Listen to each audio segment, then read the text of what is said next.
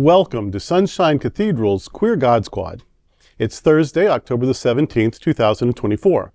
I'm Reverend Dr. Darrell Watkins, the Senior Minister here at Sunshine Cathedral. With me today is Sunshine Cathedral's Executive Minister, he's also my husband, the Reverend Dr. Robert Griffin, Sunshine Cathedral's Minister of Education, Reverend Dr. Ann Atwell, and Sunshine Cathedral's Minister of Education, Reverend Kevin Tisdall.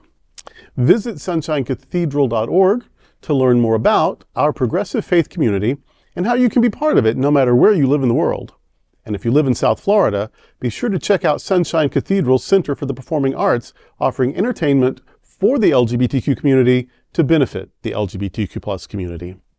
If you enjoy Queer God Squad, please share this or other episodes with your friends, family, and social media communities.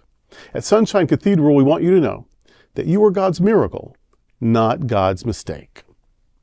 This is the Sunshine Cathedral perspective. Florida and Iowa lead book banning. The number of books banned in public schools over the past year skyrocketed to more than 10,000, with two states, Iowa and Florida, responsible for most of them. That number is almost triple from the previous year. James Baldwin, W.E.B. DuBois, Agatha Christie, and Alex Haley are among the authors whose books have been removed from library shelves and class syllabi. Reasons for objecting to even some iconic works of literature include sexual content, but also stories of race as told by writers of minority communities. Literature that exposes real, verifiable, but unflattering moments of American history is considered unsuitable by those who favor book bans. Utah, Arkansas, Tennessee, Texas, and South Carolina each have laws that try to censor or limit what books students can access. In fact, according to sources, there are 32 states with some sort of book ban in place. There are also 7 states, including Illinois, Vermont, California, and Maryland, that have banned book bans. Are book bans problematic? Do they interfere with broad learning? Are attempts to enforce conservative morals, in fact, unethical? The Queer God Squad will tell you how they see the issue. In answer to those specific questions, yes, yes, yes, and yes. That's the easy part. Yeah. But the hard part is understanding why any group of people would want to limit knowledge. And Thomas Jefferson had a wonderful answer way back in the 1700s. Above all things, I hope the education of the common people will be attended to, convinced that only their good sense we may rely with the most security for the preservation of due degree of liberty. What he was saying was, if you keep people stupid, they're not going to be able to confront anything. Mm-hmm. And I think that that was really a core of slavery. You wanted to make sure that your slaves never knew anything. You wanted them to be as stupid as possible. And how you did that, you made sure they could never read. You could never pick up a book. You could never pick up anything that might contradict what your master is telling you. Your master is telling you that the Bible says, slave, obey your master. If you read other works of art, you would understand that, no, that's not what you're here on earth to do. There were Bibles that had the Exodus story redacted. Isn't that wonderful? Yeah. Because let my people go. Uprising. Mm-hmm. Yeah, uprising. We're not going to teach people how to uprise in case they did, in fact, learn how to read. So yeah, I think that the effort to keep us stupid is what's behind all of that. And people who are in power, people with money, people with property, people who have a vested interest in the status quo don't want folk learning that there's a different way of doing things. And I really believe that that is the core of this terrible, terrible thing. And what's going to happen is that with all of the information that is available on the internet, we have now learned that much of the information that's on the internet is not correct. So if you don't have something that's been tested through time, if you don't have something that you can go to and see what's really going on, then you're going to believe the latest internet phase or fad. So yeah, I have trouble with understanding how it's done, no trouble in understanding why it's done.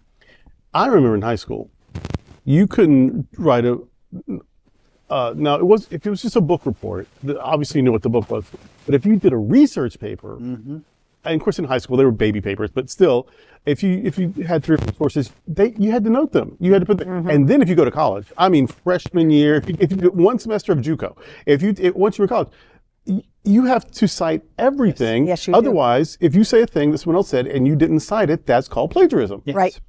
I had a friend get in a lot of trouble because she didn't cite photographs. She thought photographs she found online were just, up for grabs. Did you take these photographs? You better tell us who did them. Yeah. Oh my God, I like that. So that's in the old days, the 80s, 90s, when I'm coming up, right? So I think everyone knows this, that this is just common knowledge. You don't have to have been to Harvard to know this. Go online right now. Go on the socials right now. Oh, absolutely, yeah. People steal from each other. Like, I'll know. I know who said this. No quotation mark, not even initials. Just like they made it up. And that is more and more common. And I don't think I don't think they're trying to be mendacious. I don't think they're trying to take credit necessarily. And I don't think, I think it's ignorance. Yeah. And some of these people have careers that they have to know things. So it's either ignorance or laziness. But yeah, that they won't even say that this is somebody else's thought. And so that is the result of dumbing down America. I heard a political candidate, I won't say what office that he was running for against a sitting vice president for the time. And but during a debate, the one and only debate that he would have with her, when he's talking about this thing happening in Ohio, in Springfield, Ohio, and these pets are endangered from this immigrant community, all of which were here legally, by the way, and he was fact checked, and the moderator said, there are all these reports saying that's not true. Well, yes, it is. And he said, oh, well, no, actually, the governor has said, and the mayor has said, and the chief of police have said. And he said, well, I'm just telling you, I saw a man on television say, that's all I know. A man on who is this man? What was the show? What was the network?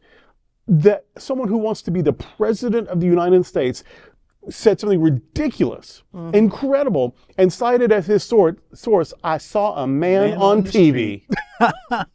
I saw a man on some show, on some network, at some time, say a ridiculous thing. And that's where we are. Yeah. That's where we are.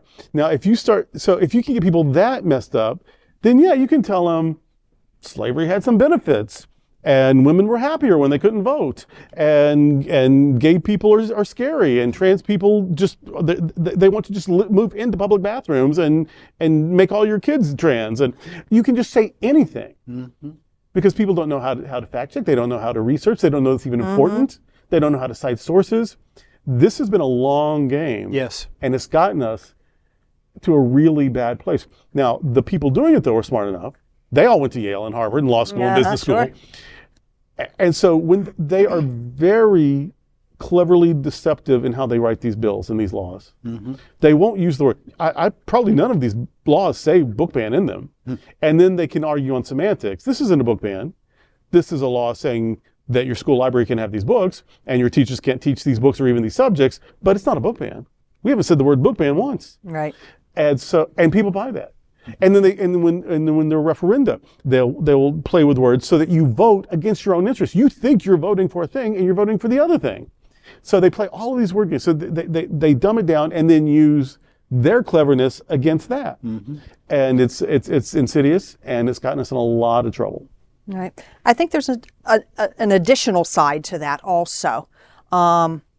In that, yes, we're kind of dumbing down society. But then I think by not reading or having access to some of these books, there's an emotional immaturity. Oh, I like that. As well. I remember back in the day, when I was younger, when I was in high school, there was a mini series on called Roots. Yes. And it was fabulous. And I watched it, and then I realized there's a book. And so I read the book.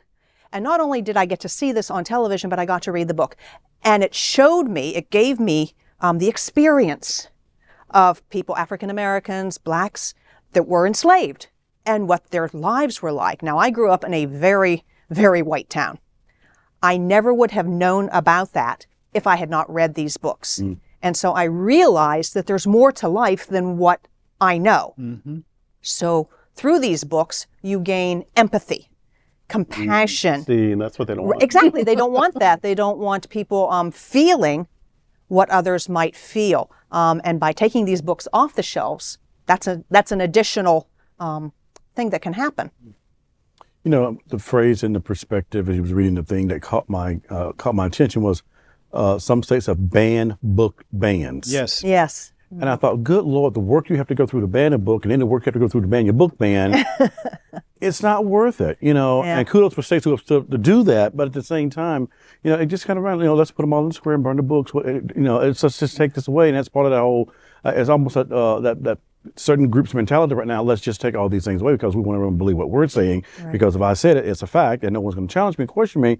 Well, even when the fact checker check you, you're wrong, but this is just a sad situation, I think, when we talk about taking this amount of educational books away from people who can read and make their own informed decisions about things. Right. I guess next we need to start banning the law books or the Supreme Court rulings and all these other things. Certain periodicals, professional journals, law reviews and everything else, and medical journals and all this other stuff. So this isn't something that will stop with this one particular.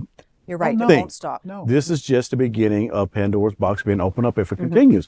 And so I just say kudos to those who can still open the paper and smell the glue and appreciate it for what it's worth, because at some point that opportunity may be long taken away from a lot of people. Right. Do you remember the Equal Time Act? Yes. You had to offer. They didn't have to take. They didn't have to. But you had to offer. Yeah. And it wasn't even equal time. Like, you know, I'm giving a 6-minute commentary. Would the other side like to have 2 minutes to rebut or whatever? Right. And so you always heard something of the other side, or at least there was an opportunity to do so. I think it was during the Reagan administration that got banned. Yeah. And so now we're at a point where people wanting the most responsible positions in government will only do debates or interviews if there's no fact checking.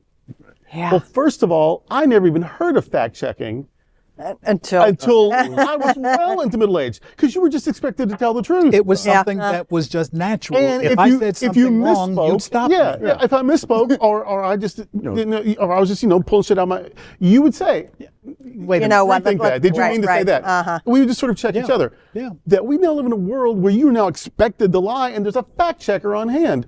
That's because nobody reads. Yeah. And they're scared that we're even going to maybe accidentally trip over a book. Yeah. Yeah. And that's the whole thing. I think that what's going on now truly empowers the deniers. The more that you don't know about something, if you don't read about the Holocaust, and that's the big thing right now, if you don't read about the Holocaust, it didn't exist. Yeah. If you don't read about slavery, if it all of a sudden becomes transatlantic trade, then it has a whole different meaning. So a denier says, well, I've never seen that. That doesn't exist. That's because they took it out of your non-banned library. Right. Yeah. And I grew up in a very conservative area. Christian, evangelical, mountains, Arkansas, Southern, blah, blah. Like, it was not a bastion of liberalism. But I never heard anyone say whether they did or did not believe in science. Right. Yes. It's science, for Christ's sake. I mean, you know what I mean? It's you know, I just never heard anyone whether they did or did not believe that the Earth was round, or whether they did or did not believe that the Earth, that our universe is heliocentric, or that they did or did not believe in gravity. Belief, and that wasn't even a word for science class, belief. Right. And so, but now that you have to teach creationism also, or I don't believe in this, or that you can't do that if you know stuff. Yeah. You can't do that if you have even the minimalist education. I don't believe in science. What? I don't care. But then you have all these ridiculous things, though, that I don't believe in climate change. But I do believe that a political party can create storms. What you don't know is everything, and so what you have to read. You got to start over. Like in grade 2 with the science book, you just have to start over. And for the person who, for the first time, that opened up this door, you're going to tell me that I'm not seeing a bottle of water sitting on this table, and then tell me later, oh, that's fake news.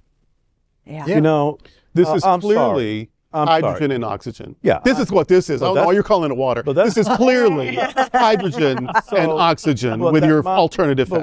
But when that first started happening, oh, that's fake news. So you're going to tell a world what they just heard you say and saw you do, and there's evidence of saying, oh, that's fake news. You've got to be out of your mind. Yeah. Yes. You have, Yeah. you have to be out of your mind to say it, and then you have to be in your mind to convince people to believe that it's fake news. And then what do you got? You got a cult. Yep. Hello. Here we go. And Ladies and that's gentlemen, we today. have a bingo. And that's today with the Queer God Squad. We want to thank you for joining us. We're here daily at 3 p.m. to have some fun and to discuss what our LGBTQ plus community is talking about. Sunshine Cathedral is the world's largest progressive queer church. Progressive, queer, and God are words that naturally should go together. We are all in this together. Remember that you are God's miracle, not God's mistake. Until next time, we are the Queer God Squad. Goodbye.